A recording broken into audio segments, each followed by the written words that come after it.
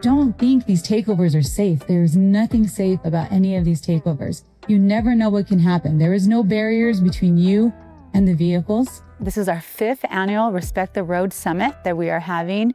And if you've never been to this event, it's really important that we talk about the dangers of reckless driving. We're here today to educate our teens and parents about the dangers of reckless driving and the consequences behind reckless driving.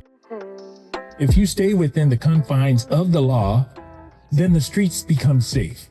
I can tell you, as a 30-year policeman, I've seen some of the craziest things. I've been in pursuit that resulted in traffic collisions that had serious consequences. Thankfully, nobody has ever died, but I've seen people seriously injured, and it impacts everybody. It's important that we get into the minds of those that decide to get behind the wheel and they're under the influence or impaired, that it is, one, unsafe and against the law.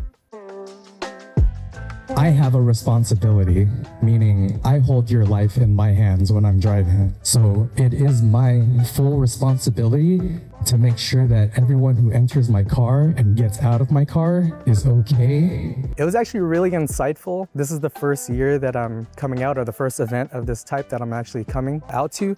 And something that I wanted to also mention before was, like, you should also not be afraid to speak up when you feel like your life is in danger, or you feel like somebody behind the wheel is going to make a decision that you may regret. I remember Nicholas being in my passenger seat telling me, like, to be honest, bro, like, I don't put on my seatbelt if the driver don't put on his seatbelt, and that's just trust. Nicholas actually got to the hospital.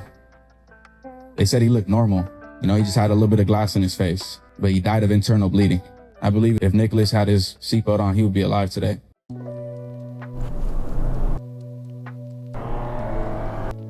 You never think it's going to happen to you, but you see these stories and it's just so incredible and shocking and tragic, and it doesn't have to be that way. I feel like this program is really important because you don't know until you know. To be knowledged on these types of instances that can happen instead of having to experience it on your own is the best bet.